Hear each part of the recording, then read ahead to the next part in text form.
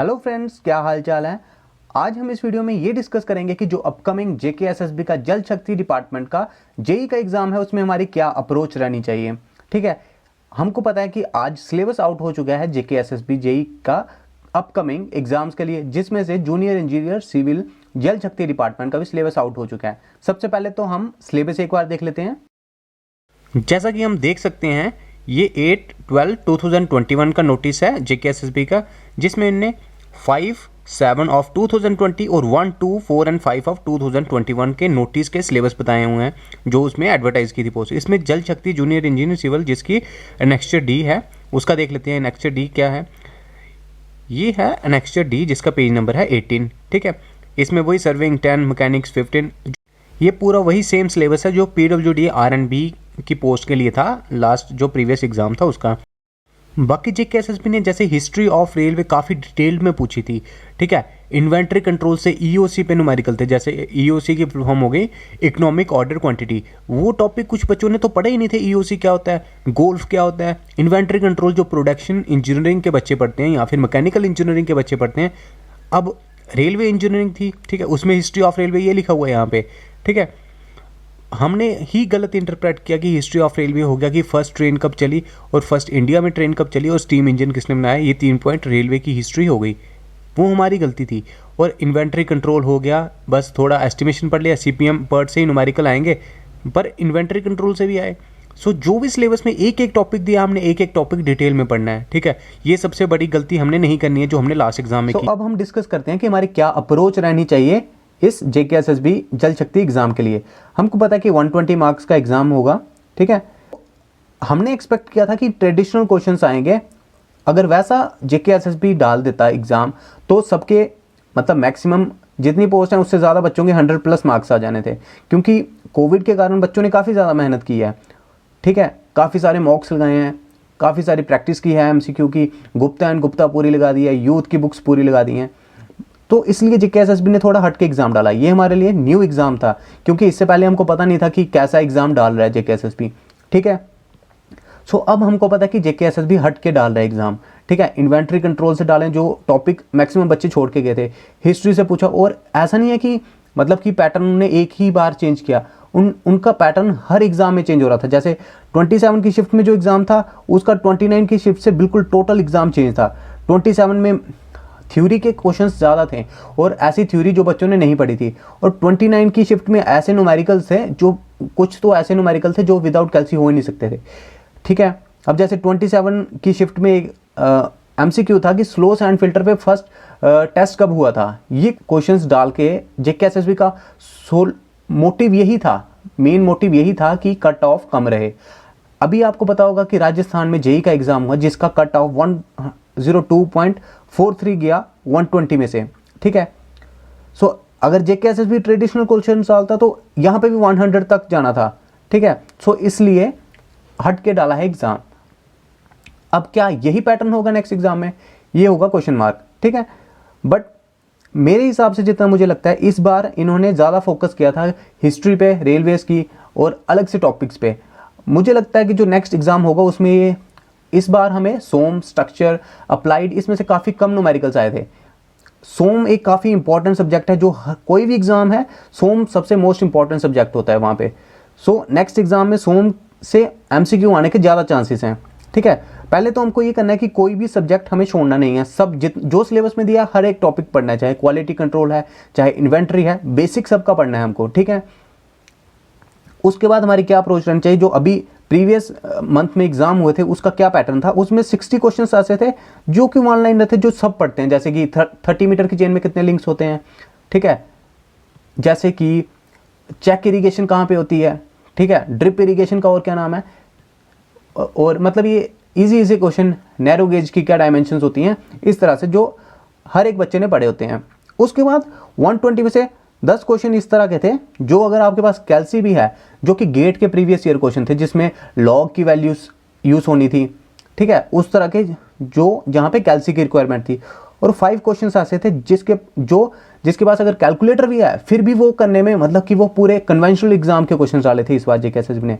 डुपिट की थ्योरी का एक न्यूमेरिकल डाला था जिसमें 2 वेल्स दी हुई थी। ठीक है, उस तरह का एक न्यूमेरिकल डाला हुआ था।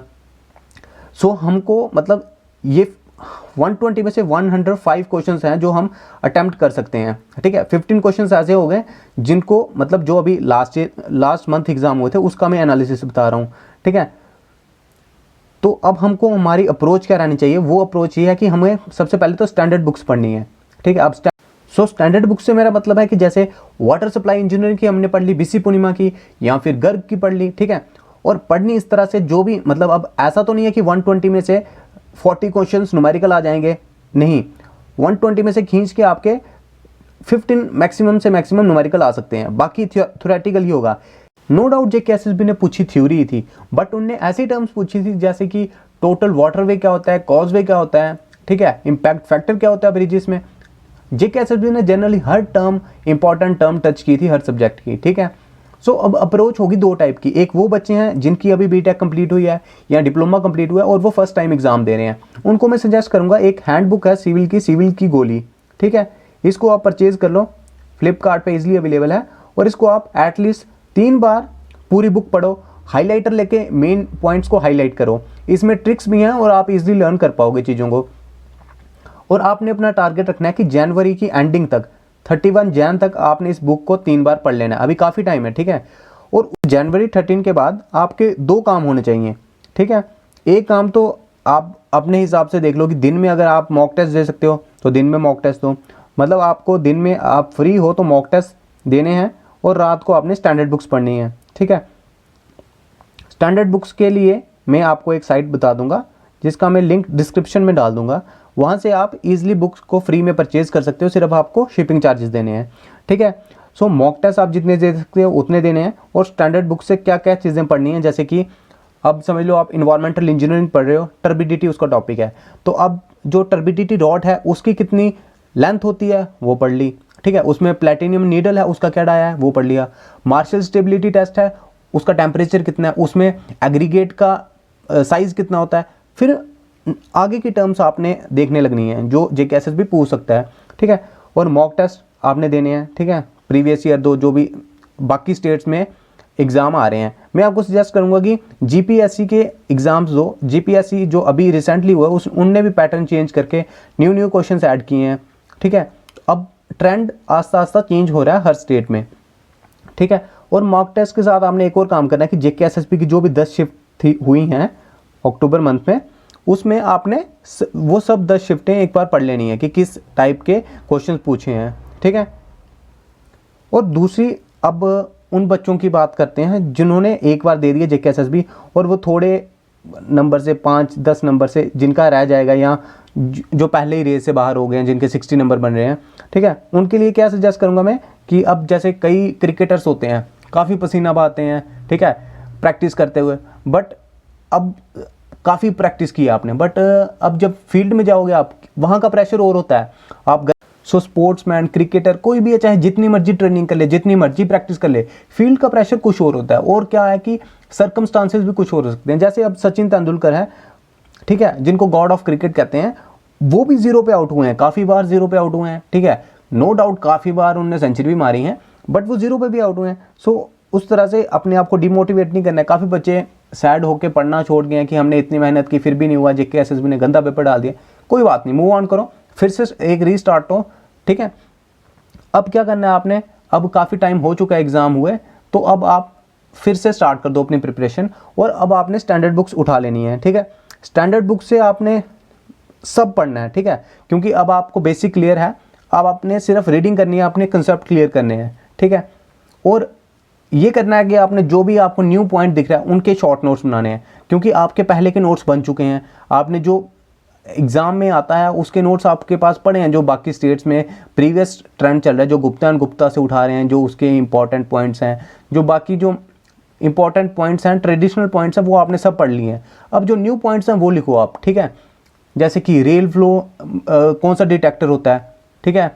जैसे कि रेल को, हमको पता है कि रेल को हम उठाते हैं टोंक से, बट उसको एक जगह से दूसरी जगह एंडरसन रेल कैरियर से उठाते हैं। ऐसे ऐसे पॉइंट्स जो बाकी अभी ट्रेंड में नहीं आए हैं पर आ सकते हैं, नो डाउट। सो वैसी चीज़ें पढ़ने की कोशिश करो एक्स्ट्रा, और रिवीजन भी साथ में रखो, ठीक है।